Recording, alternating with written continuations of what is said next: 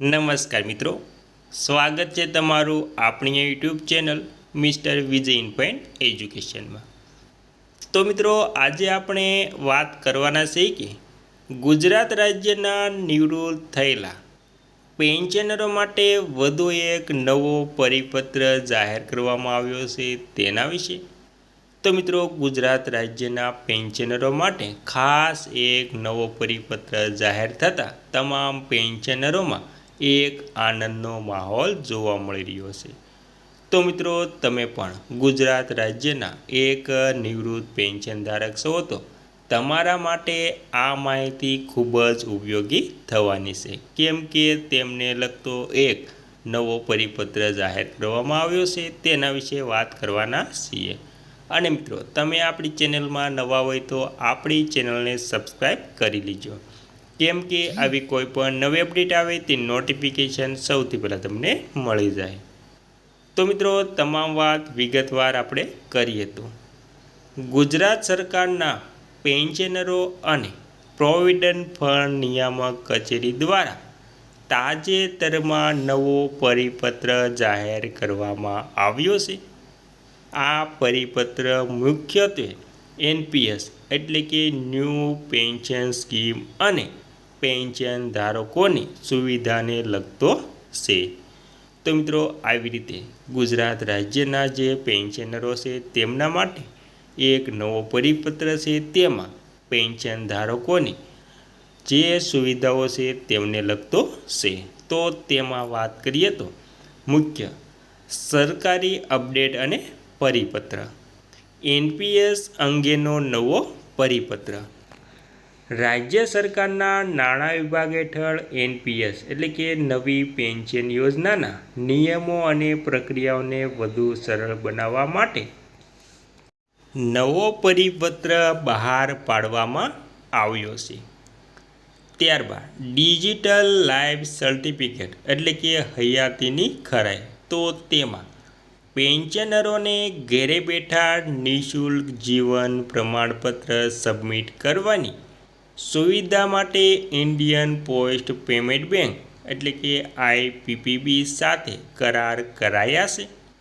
ત્યારબાદ ફેક ન્યૂઝથી સાવધાન, તો સોશિયલ મીડિયા પર ઈપીએસ 95 હેઠળ લઘુત્તમ પેન્શન ₹1000થી વધારીને ₹7500 કરવા અંગેનો જે પત્ર વાયરલ થયો છે તે મિત્રો સાવ સંપૂર્ણ નકલી છે। ઈપીએફઓએ સ્પષ્ટ કર્યું છે કે પેન્શન વધારા અંગે આવી કોઈ સત્તાવાર જાહેરાત થઈ નથી। ત્યારબાદ સત્તાવાર પરિપત્ર ડાઉનલોડ કરવા માટેની લિંક, જો તમારે ઓફિશિયલ પરિપત્ર પીડીએફ ડાઉનલોડ કરવી હોય તો તમે નીચેની સત્તાવાર સરકારી વેબસાઇટ મુલાકાત લઈ શકો છો। તેમાં જોઈએ તો નાણાં વિભાગના સામાન્ય પરિપત્રો માટે જેએડી પર્સનલ ડિવિઝન જુઓ। ત્યારબાદ પેન્શન ચૂકવણી અને નિયમોની વિગતવાર પુસ્તિકા માટે જે તેમનો નવી વેબસાઇટ છે તેના પર જઈ તમે તપાસી શકો છો।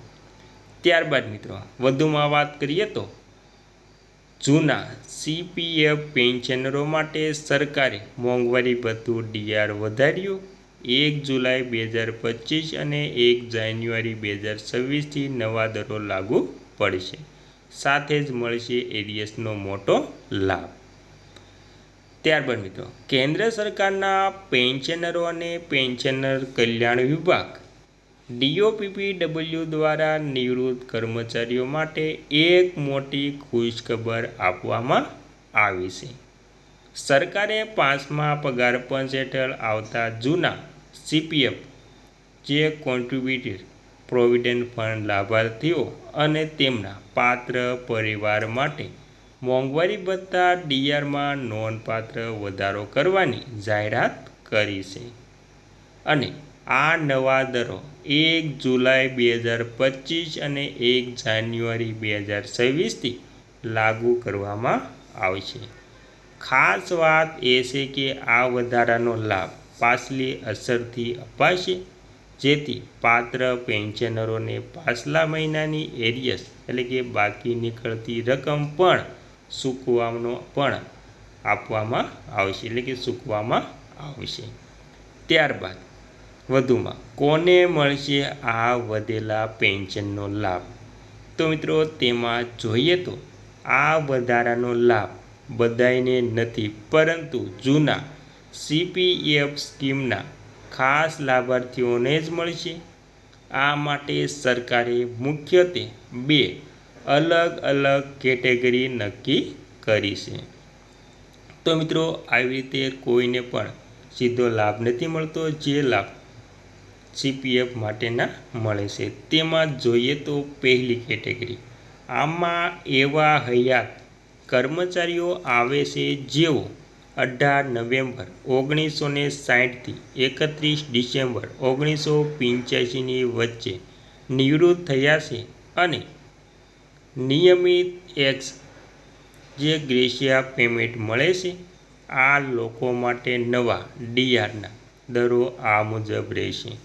તો મિત્રો જે આપણે જણાવ્યું તે પ્રમાણે છે, તો તેમને આ પ્રમાણે દરો લાગુ પડશે। તેમાં 1 જુલાઈ 2025થી 474%, 1 જાન્યુઆરી 2026થી 483%। બીજી કેટેગરી, આ કેટેગરીમાં મૃત્યુ પામેલા CPF લાભાર્થીઓની વિધવા અને તેમના પર નિર્ભર બાળકોનો સમાવેશ થાય છે। આ ઉપરાંત 18 નવેમ્બર 1960 પહેલાં નિવૃત્ત થયેલા કર્મચારીઓને પણ આમાં આવરી લેવામાં આવે છે। તેમના માટે નવા દરો આ મુજબ નક્કી કરાયા છે, 1 જુલાઈ 2025થી 466%, અને ત્યાર પછી 1 જાન્યુઆરી 2026થી 475%। ત્યારબાદ મિત્રો વધારામાં જોઈએ તો એરિયસ અને ગણતરીના ખાસ નિયમો। આ નવા દરો અગાઉની તારીખથી લાગુ થવાના હોવાથી લાભાર્થીઓને પાછલા મહિનાથી પૂરતી બાકી રકમ પણ એકસાથે મળી જશે।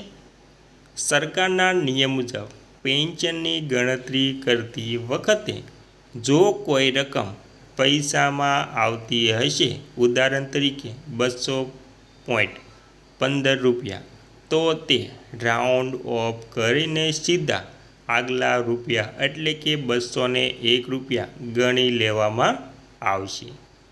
લાભાર્થીઓ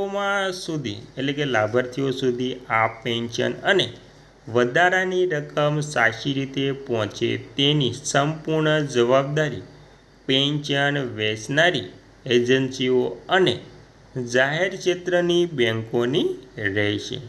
તો મિત્રો આવી રીતે જે એરિયસ આપવામાં આવે છે અને જે તેની ગણતરી કરવામાં આવે છે તેના નિયમો જે આપણે વાત કરી તે પ્રમાણે જોઈએ તો તેમાં જે સરકારના નિયમ મુજબ પેન્શનની ગણતરી કરતી વખતે જે પૈસામાં આવે છે ગણતરી, જેમ કે આપણે 300 ને એટલા પૈસા, તો તેને રાઉન્ડ ફિગર કરવામાં આવે છે। 300 ઉપર હોય તો તેમાં 302 રૂપિયા, 3 રૂપિયા એમ રાઉન્ડ ફિગર આપવામાં આવે છે અને તે એજન્સીઓ અને જાહેર ક્ષેત્રની બેંકોની જવાબદારી રહેશે જે એરિયસ અને પૈસાની ગણતરી કરવાની આવે છે તેની। ત્યારબાદ મિત્રો છેલ્લે અંતમાં જાણી લઈએ તો તેમાં સામાન્ય કેન્દ્ર સરકારના કર્મચારીઓ માટે શું નિયમ છે? તો તેમાં જોઈએ તો અહીં સ્પષ્ટ કરવું જોઈએ છે કે 400%થી ઉપરના આ મોટો વધારો માત્ર જૂના CPF સ્કીમવાળા વરિષ્ઠ નાગરિકો માટે જ।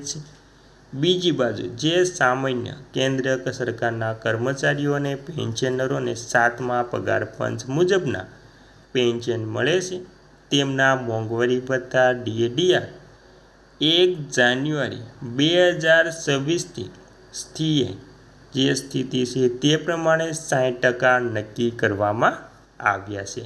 તો મિત્રો આવી રીતે સામાન્ય કેન્દ્ર સરકારના કર્મચારીઓ માટે નિયમ છે, જેમને CPF સ્કીમમાં વરિષ્ઠ નાગરિકો માટે જે કેન્દ્ર સરકારના કર્મચારીઓને પેન્શનરોને 7મા પગાર પંચ મુજબ પેન્શન મળે છે।